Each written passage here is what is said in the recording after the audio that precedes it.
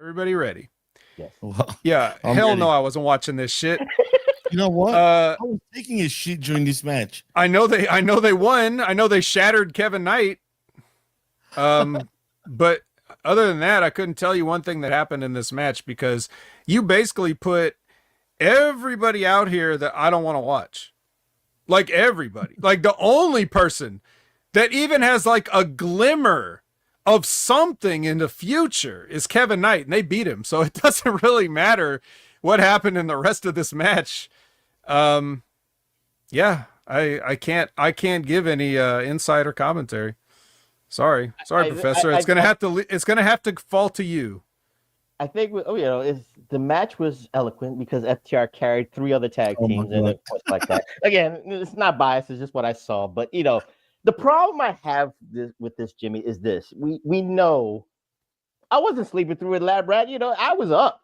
You have to drink some caffeine and all this stuff. But again, I'm not trying to be biased, but we know FTR is going to go, to Full Gear and challenge Brodito for the titles. But the thing I see here is very predictable, and I don't want to go into the future, but we see them. I think we see FTR winning against Brodito, and then we see Edge and Christian coming back, and we see at World's End that they're going to do it for the World Tag Team titles.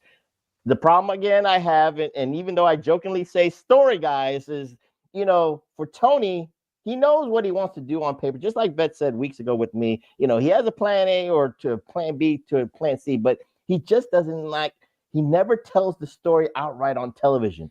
Edge and Christian are off of TV for a couple of weeks. And by the way, they'll come back and all this stuff. But again, you got to let it percolate.